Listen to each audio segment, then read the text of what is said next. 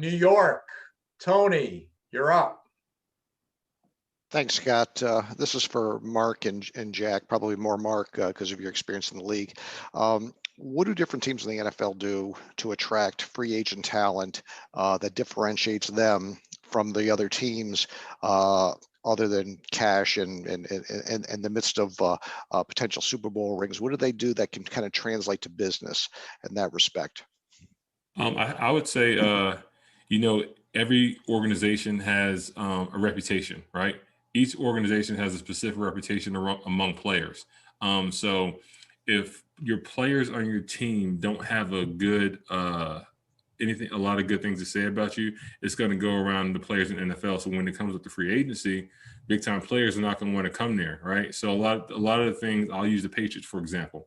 A lot of things have been said that the Patriots don't really pay players a lot. They don't pay players like other NFL teams. So certain players are going to shy away from that. So I think the biggest thing is the culture that you have around your team.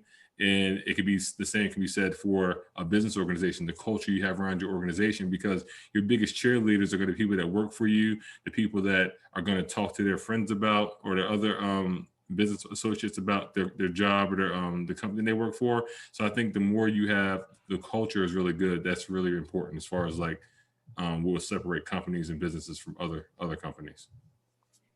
How much recruiting actually goes into that? Is that something that's commonplace or not? I apologize. I can't really speak to it specifically because I was never really a high talented, free agent that got paid millions of dollars. I think Jack can speak to it a little bit more as far as his being drafted, because the difference in being drafted and undrafted, like I said in the beginning, is when you're drafted, there's more money, there's more expectation going into you. So I think Jack could probably speak to that a little bit more. And even though he's early in his career, he's had that experience of being a priority person as far as a prospect. Thank you. And also just having a lot of friends, whether they're from Auburn or Eagles who were undrafted, and just kind of talking to them and hearing their experiences. You want to go where there's an opportunity. Sometimes they do say it's better to be an undrafted than be drafted late. If you're a seventh round pick, you're not like a lock to make the roster, as maybe you're a practice squad guy. And if you get drafted in a situation where there's they have 10 great O linemen, then you're kind of like fighting an uphill battle. But if you're a free agent, you get that luxury of kind of assessing the situation. Okay, what team doesn't have the best O line? Where's my best chance to make a team? Because once you make a team, you get film, and then you have the ability to put that out there when it comes time for either they let you go or a new contract. But speaking about getting drafted, it was the whole pre-draft. There were some teams who said to me, like, we don't have you as a drafted player. We think you're going to be a free agent. So a couple teams in particular called me a lot and just said, if you don't get drafted, we want you to come down here. We think you'd be a great fit. We need people.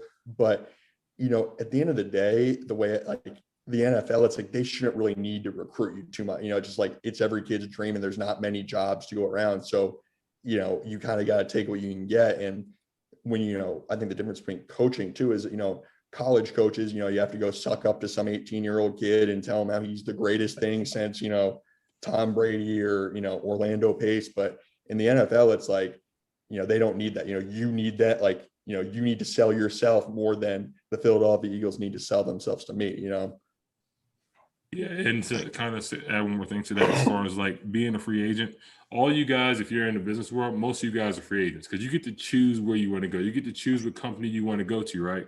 And that is like Jack said, that's a big positive. Like for me as a free agent, I got to look at the team's defensive schemes. Like what kind of scheme does that team run? Does it fit my traits as opposed to being drafted to a team? Because I was a 4-3 Mike linebacker, right? A middle linebacker, as opposed to being a team that runs a 3-4 scheme that wouldn't fit my talent and not having a choice in going there. I got to pick the New York Jets, who basically ran the same defense as I ran at Auburn. So when I got to New York, I was doing things that veteran players weren't able to do because I was familiar with the system.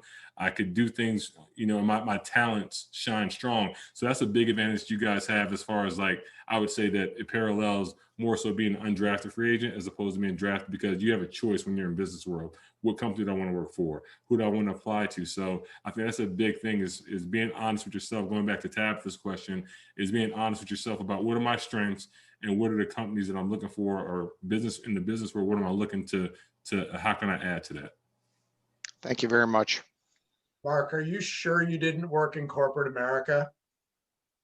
No, I'm just around Jesse all the time. Jesse and Sarah Blakely, man. Like that's like sometimes I sit around, I'm just like just the conversations I'm able to be around, the people I'm able to meet, and Right. it's just a blessing, man. I can't explain it, but it's a blessing.